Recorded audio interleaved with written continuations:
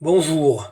Alors aujourd'hui, je vais essayer de vous filmer les vestiges des mines de barite qui se trouvaient à proximité du moulin de la Roche. Alors j'ai trouvé un texte qui parle de ces mines de barite qui a été fait par la Société des lettres et arts et sciences de la Corrèze. Alors ce papier, il parle d'abord d'une petite usine qui avait vers la station de la ligne SNCF de Fès. Donc ils disent qu'ils n'ont pas pu avoir de renseignements là-dessus. Alors mon père m'avait dit que apparemment le moulin du Roucher, qui est pas loin de la station de Fès, en avait concassé un petit peu de barite, donc c'est peut-être ça, je sais pas. Alors ensuite ça parle des mines de barite qu'il y avait vers le moulin de la Roche, et le moulin de la Roche servait à concasser cette barite. Et mon père m'a même dit que pendant la guerre, pour que le pain y pèse plus, ils en mettaient un petit peu dans le pain, cette farine de barite là. Donc je vais vous laisser quelques minutes pour lire ce papier. Comme ça vous permettra de comprendre ce que je vais filmer par la suite.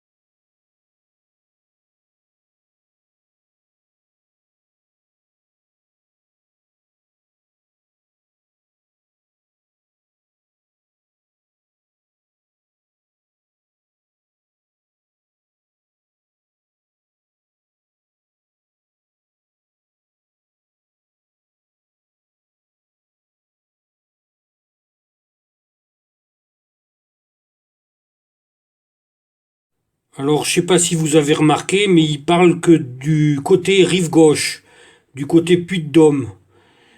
Mais du côté de la Roche-Préfet, de Mémont, là, côté Corrèze, il y avait aussi une mine, donc je vais filmer les deux côtés. Donc c'est parti, on commence. Alors voilà à quoi ressemble la barite à l'état brut. C'est de la pierre blanche très très très lourde. C'est affreux comme ça pèse. Alors du coup, j'ai essayé de trouver une pierre qui est à peu près du même volume que la barite. Donc ça, c'est une pierre qu'on a trouvée dans les champs. Et la barite à côté qui est blanche. Donc il y a 3,5 kg d'écart entre les deux cailloux, qui sont peut-être pas exactement du même volume, mais ils se ressemblent quand même. Donc la barite est 3,5 kg plus lourde. Alors j'ai remis sur une photo aérienne tous les lieux, ou presque, que j'ai filmés dans la vidéo. Donc tout d'abord le moulin de la Roche, qui est situé sur la commune de Vernejols. Donc c'est le moulin qui concassait de la barite. Je ne le filmerai pas parce que c'est un lieu privé, il est toujours debout. Ensuite, un endroit présumé d'être le pylône de la tyrolienne, du côté du bas. Ensuite, un petit local que je ne sais pas ce que c'est, qui ressemble à une entrée de mine, mais la mine est beaucoup plus loin que ça, alors j'en sais rien, je ne sais pas ce que c'est.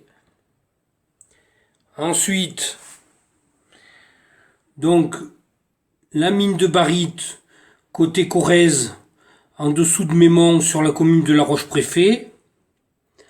La mine de barite, côté Puy-de-Dôme, sur la commune de Saint-Germain-près-Hermant, sur un lieu qui se trouve dans le camp dit de Lastic.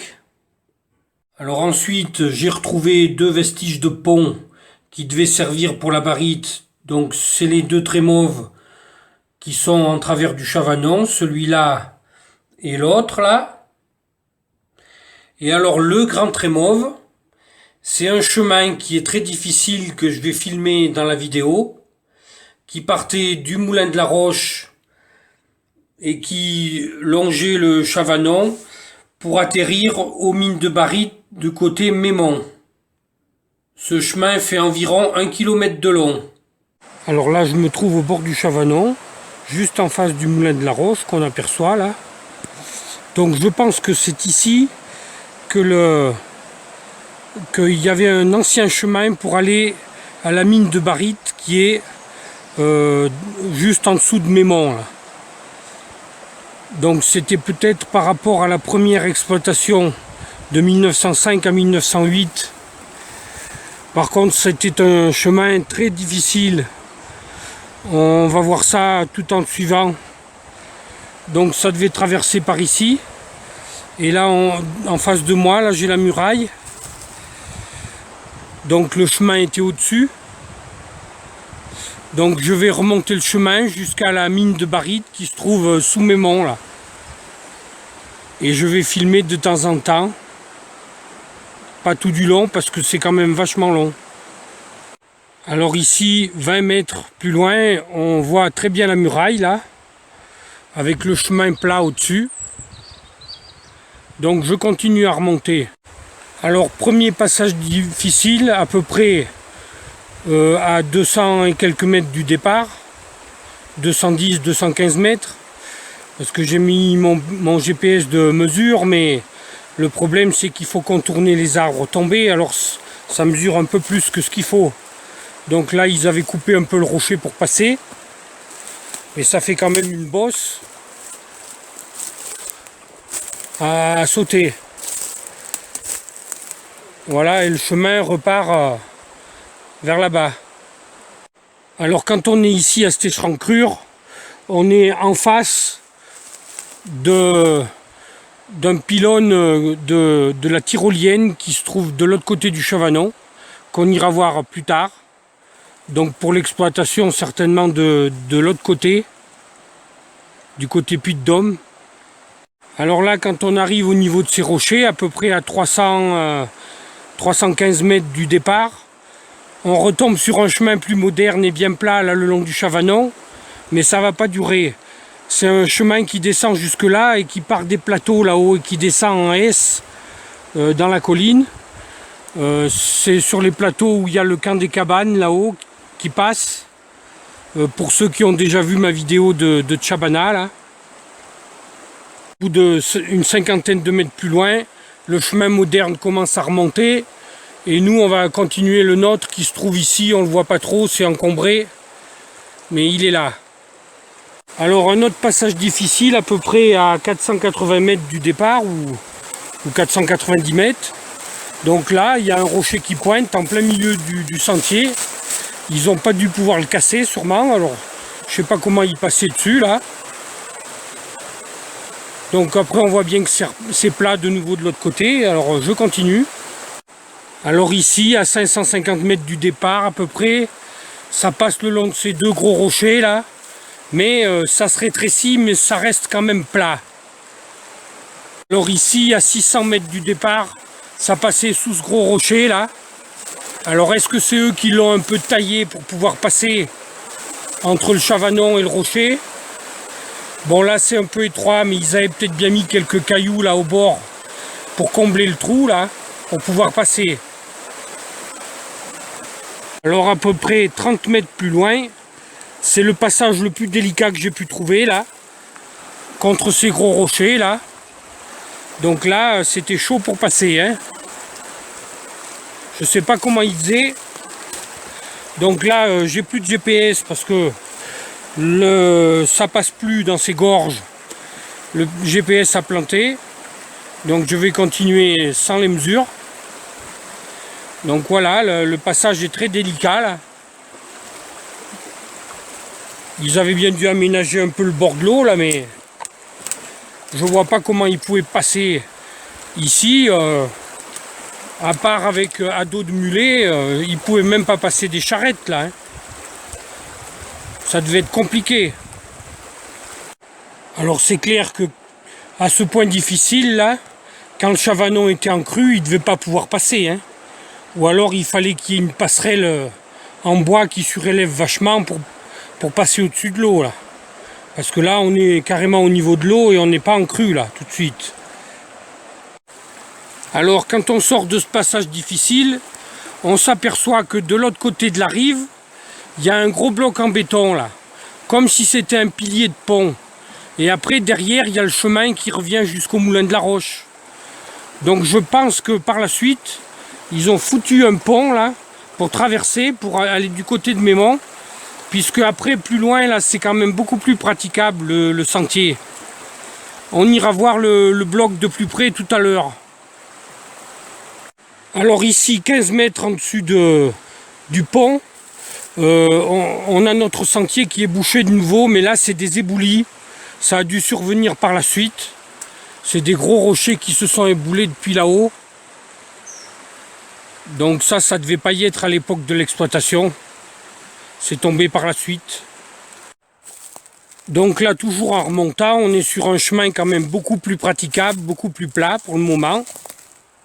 Je continue. Alors ici, à 150-200 mètres avant d'arriver au filon, donc il y avait un autre pont là que j'ai failli zapper, parce que c'est pas facile de trouver les vestiges. Mais on voit très bien le pilier de ce côté Corrèze, et l'autre pilier en face, du côté Puy-de-Dôme, avec un chemin en biais qui remonte là-haut vers les arbres où il y a du soleil au centre là, et c'est là-bas qu'il y a le filon. Alors il est possible que ce pont avait été fait plus tard pour ramener ce qui était côté Mémont vers le début de la tyrolienne, que je n'ai pas trouvé de toute façon. Je ne sais pas d'où elle partait. J'en sais rien. Toujours est-il qu'il y avait un pont ici sur le Chavanon. Alors toujours un peu plus haut, le chemin se rétrécit. Il est dans la colline, mais il est quand même relativement plat, même s'il n'est pas large. Et puis au fil des ans, il a dû se combler un peu, je pense. Alors au passage, je vous montre ce rocher qui a dû descendre il n'y a pas très longtemps, parce qu'il n'a pas beaucoup de mousse. Il a dû descendre d'en haut, là, derrière moi. Il n'aurait pas fallu se trouver en face, je pense. Il a dû descendre de là-haut. Il doit faire plusieurs tonnes. Donc me voilà arrivé en face de la mine de barite, le filon, là, qui monte dans la colline, qu'ils ont creusé, là. Ça fait une sacrée échancrure. Donc de l'autre côté, dans mon dos, de l'autre côté du Chavanon, en face, il y a toujours le même filon qu'on retrouve de l'autre côté, que j'irai filmer tout à l'heure. Donc là, je vais monter un peu plus haut, pour filmer un peu plus haut. Alors voilà l'endroit où le trou est le plus profond. Je sais pas combien ça peut faire, moi. Mais peut-être 8-10 mètres de profond. Après, est-ce qu'il y avait des galeries souterraines et qui se sont bouchées? Je ne sais pas. De l'autre côté, il y en a. Alors quand on arrive un peu plus haut sur le filon, il est un peu moins profond, mais par contre à gauche, ils en ont creusé une autre là en bas. Un autre morceau là. Et apparemment, il y en aurait un autre encore plus haut là, en travers. Alors là, je suis 20 à 25 mètres plus haut que le bout du premier filon là. Et là, ils en ont creusé un autre en travers. Au lieu de monter à pic, ils sont montés en travers. On voit bien aussi les chancrures que ça fait. Voilà, et après, ça va pas plus loin. C'est terminé pour le côté Mémont. Alors, j'ai tendance à dire que ce côté était peut-être le plus ancien à cause de ce petit chemin là, très difficile d'accès. Mais peut-être qu'il a été exploité en même temps que l'autre aussi.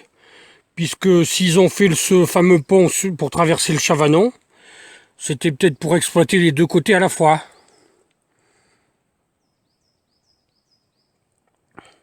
Alors par contre, au niveau des baraquements qu'il y avait vers Mémont, vers le château de Mémont, qui disait sur le papier là, je sais pas du tout où ils étaient. Là, j'en sais rien. Là où je suis, là, on n'est pas très loin de Mémont. À vol d'oiseau, je sais pas combien il peut y avoir. Depuis le château, il y a peut-être 350 mètres, quelque chose comme ça. Mais bon, je sais pas où c'était du tout. Donc voilà la masse de béton qu'on voyait depuis en face. Là, donc c'est du côté du Puy-de-Dôme, là. Donc ça pourrait bien être que pour faire un pont, certainement, hein, qui allait de l'autre côté, là, côté Mémont. Puisqu'après, là, contre les rochers, c'est là que la partie difficile attaque, là, pour revenir vers le moulin. Donc là, je suis sur un chemin qui longe le Chavanon, qui se trouve plus bas, là, et qui suit aussi la bordure du camp de l'Astic. D'ailleurs, il y a les panneaux, là. Et alors, juste à côté de ce panneau, il y a le départ de l'échancrure, là, qu'ils ont fait pour creuser la barite. Donc voilà l'échancrure en face qui monte à travers la côte, là. Je vais la suivre pour voir ce qu'il y a plus haut. Alors tout à fait au bord du chemin, il y a un petit ruisseau qui semble sortir de la mine, justement, là. Et on voit très bien que les cailloux sont tout blancs, là, sous l'eau. Alors voilà ce qu'on trouve en remontant le filon, un gros trou profond, très étroit au fond, et avec un autre trou qui part à l'horizontale, ici, là, au centre. Hyper dangereux. Alors encore un peu plus haut, on trouve encore un autre trou énorme, là. Profond et très très étroit, toujours. C'est hyper dangereux parce que ça a tendance à s'ébouler. Donc je ne vais pas me retarder. Alors tout au long de la faille, là, de chaque côté, il y a des petites terrasses. Ça devait être la terre qui sortait, il la mettait sur les côtés. Donc ça fait des petits coins plats, là. Je suis sur un, et là, il y en a une autre, plus haut. Alors là, toujours en remontant un peu plus, le filon est coupé par le chemin. Le chemin qu'on avait en bas, qui continue à monter la côte, là. Il recoupe le filon à cet endroit-là. On retrouve le filon de l'autre côté. Donc voilà, le filon a l'air de s'arrêter par ici, là. Ça a l'air d'être terminé. On est aussi en haut de la côte, à peu près. Voilà un reste de rail de wagonnets de chantier. Donc c'était sûrement pour acheminer les wagonnets jusqu'à la tyrolienne. Alors ici, côté Puy-de-Dôme, au bord du chemin, là, il y a encore une petite cabane en béton. Mais je ne sais pas du tout à quoi ça correspond. Est-ce que c'est pour le camp ou est-ce que c'est pour la barite? Je l'ignore. Voilà l'intérieur de la cabane. avec le plafond en bois. Ça ressemblerait à une entrée de mine, mais on est très loin de la mine, ça doit pas être ça. Alors là, je suis pas très loin du moulin de la Roche qui concassait la barite. Je suis à peu près à 150 mètres. Et là, il y a une espèce de radier bâti en pierre, là, comme un quai. Donc c'était peut-être là le point de chute de la tyrolienne.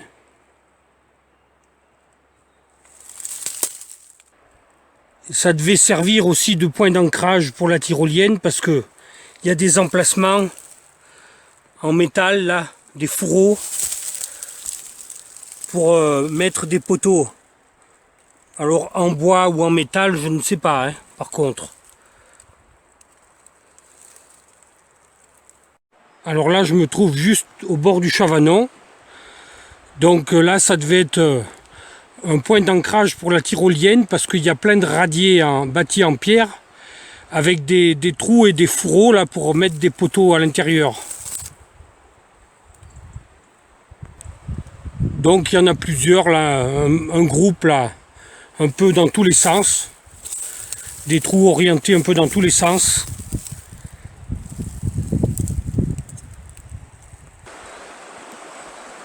À moins que ce soit là le point de chute de la tyrolienne et que l'autre bloc en béton plus loin en pierre était juste un point d'ancrage. Alors par contre, je sais pas du tout d'où partait la tyrolienne vers la mine. J'ai rien trouvé du tout. Je sais pas du tout où c'était. Alors pour finir cette vidéo, je vous mets quelques photos prises en 1957 qu'un voisin m'a fait passer.